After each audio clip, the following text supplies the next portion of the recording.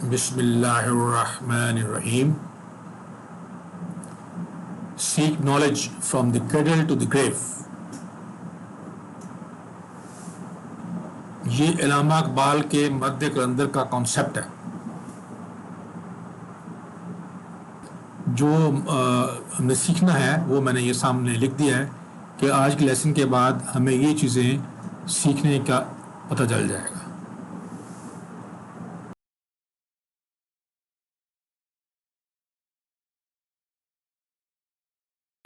आबिद इम्तियाज़ हूँ।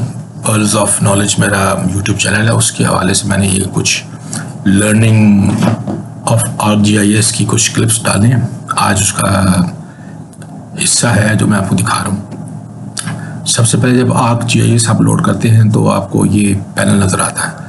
इसके अंदर देखें एक हिस्सा टेबल ऑफ कंटेंट्स का है लेफ़्ट साइड के ऊपर।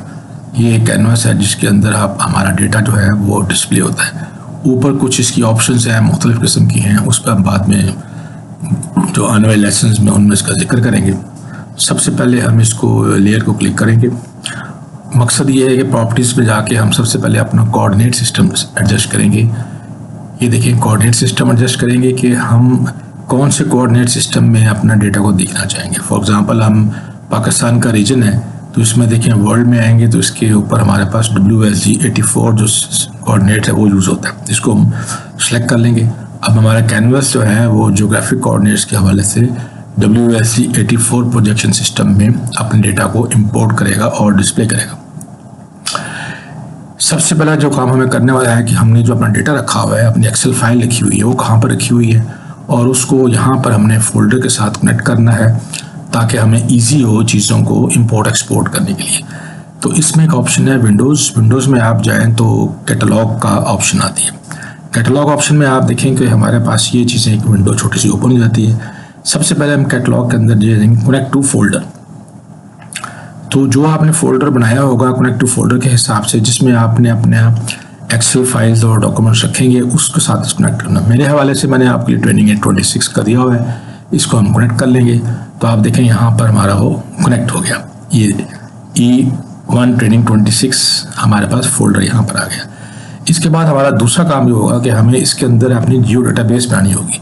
जियो डेटाबेस इसलिए बनानी होगी कि जो भी चीज़ें एक्सेल फाइल से लैटिट्यूड लॉन्गिट्यूड के हवाले से इंपोर्ट होंगी वो सारी जियो डेटाबेस में जाएंगी, यानी कि ज्योग्राफिक जियो डेटाबेस के अंदर वो उसको कंडक्ट कर लेगा। तो पहले हम इसी फोल्डर जो हमने बनाया है कनेक्ट किया है इसके ऊपर राइट क्लिक करेंगे, न्यू जाएंगे। न्यू में आप क्लिक करेंगे तो आपके पास फाइल जियो डेटाबेस की ऑप्शन आएगी, इसको सेलेक्ट करें। तो यहाँ पर आप देखेंगे कैटलॉग में वो फाइल आपकी बन जाएगी जियो डेटाबेस। इसको आप अपना नाम दे दें, फॉर एग्जांपल इसको हम TRG ट्रेनिंग जियो डेटाबेस दे देते हैं। इसको हम एंटर कर देते हैं तो यहाँ पर हमारे पास इसी फोल्डर के अंदर हमारे पास ट्रेनिंग जियो डेटाबेस फाइल बन गई। अब इसको दोबारा इसी साइन के ऊपर हम रख के राइट क्लिक करेंगे तो हमारे पास ऑप्शन आएगी मेक डिफ़ॉल्ट जियो डेटाबेस। इस जियो डेटाबेस को हमने डिफ़ॉल्ट इसलिए बनाना है कि जो भी हम चीज़ें इंपोर्ट करेंगे वो हमारी इस जियो डेटाबेस में एज अ डिफ़ॉल्ट इसके अंदर चली जाए। आप हर प्रोजेक्ट के लिए हर फोल्डर के लिए अपनी अपनी अलग अलग जियो डेटाबेस बना सकते हैं और उनको वक्तन फ़ौक्तन अपना डिफ़ॉल्ट बना सकते हैं और उनको चेंज कर सकते हैं। सो यहाँ तक हमारे पास कैटलॉग। इसके बाद हम ये देखेंगे कि हमने जो डेटा है इसको बंद कर देते हैं। डेटा अब हमने इंपोर्ट करना है, इसलिए हमारे पास ऑप्शन है जियो प्रोसेसिंग। जियो प्रोसेसिंग में देखेंगे टूल बॉक्स, इसका टूल बॉक्स आएगा arc tool box. Arc tool box को हमने क्लिक किया इसकी ऑप्शंस को। तो अभी हमारा मकसद क्या है कि एक्सेल की फ़ाइल को हमने ArcGIS के फॉर्मेट के अंदर कन्वर्ट करना है। सो यहाँ पर देखिए ऑप्शंस काफ़ी ज़्यादा हैं। कन्वर्जन टूल को सिलेक्ट करेंगे, इस पर आप एक्सेल को सिलेक्ट करेंगे, एक्सेल टू टेबल पर डबल क्लिक करेंगे तो ये हमें वहाँ ले जाएगा जहाँ हमने हमारी जो एक्सेल फाइल है वहाँ पड़ी हुई है, वहाँ जाके हम एक्सेल फाइल को सिलेक्ट करेंगे। सो हमारे केस के अंदर हमने इसको रखा हुआ है, इसको ट्रेनिंग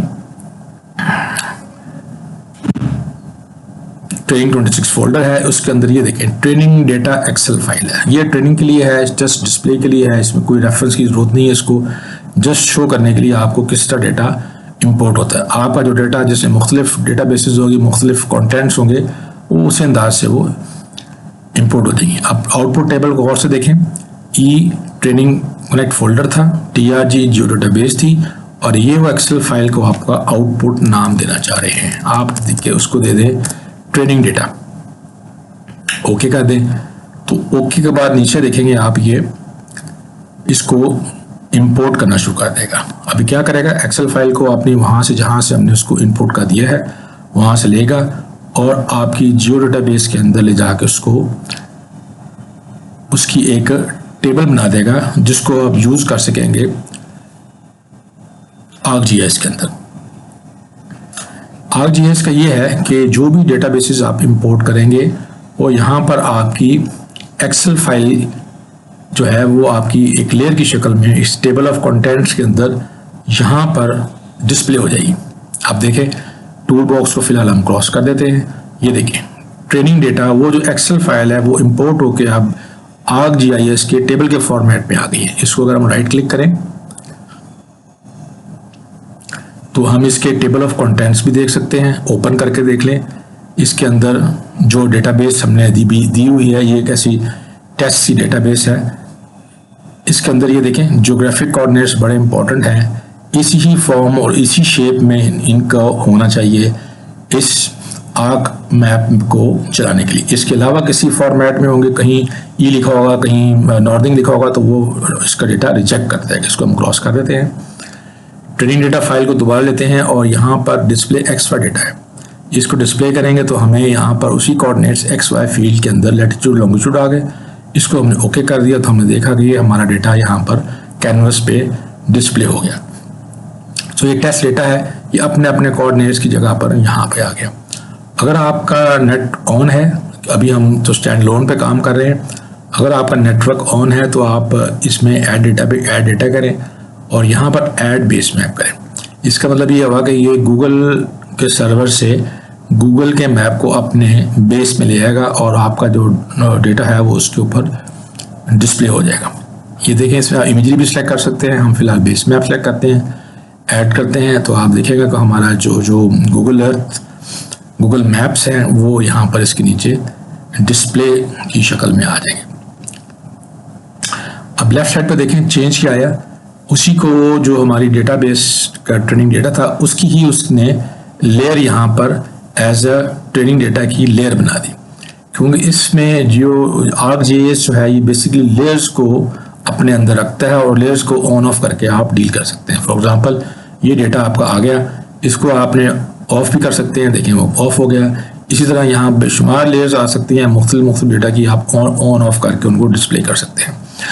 फिलहाल हम इस टॉपिक में हमारा मकसद, चलें यहाँ हम देखते हैं किसी भी एक पॉइंट को क्लिक करेंगे तो उसका डेटा है उसके सामने आपके पास सामने जो भी उसकी कैरेक्टरिस्टिक्स हैं डेटाबेस की वो सामने आ जाएंगे। तो यहाँ पर इसके बाद हमने अगला स्टेप करना है कि हमने इसको फाइल सेव एज करना है।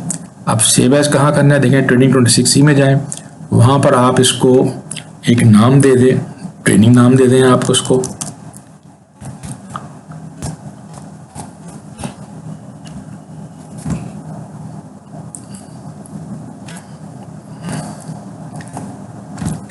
ट्रेनिंग नाम दे दिया और देखें इसकी फॉर्मेट .mxt है, लोकेशन वही आपने फोल्डर में डाल दी, इसको आपने सेव कर दिया।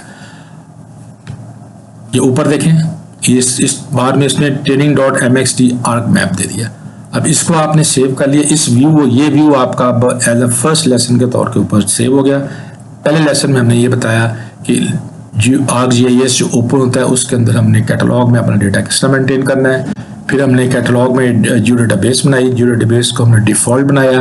फिर हमने अपने जहां हमारी एक्सेल फाइल पड़ी हुई है, एक्सेल फाइल को हमने इंपोर्ट किया इस ट्रेनिंग टूल के तहत, उसको हमने इसका as a layer table of content में लेके आए, उसको डिस्प्ले किया, उसके हमने कोऑर्डिनेट्स को चेक किया और इस अपने प्रोजेक्ट को सेव कर लिया ताकि फर्दर हमने जो कुछ भी काम करना होगा जब भी हम ओपन करें अपने इस ट्रेनिंग .mxt को तो हमारे पास ये व्यू हमारे पास सामने आए। चलिए आज का जो लेसन हमारा यही था, इंशाल्लाह अगले लेसन्स में इसको हम आगे फर्दर प्रोसीड करेंगे।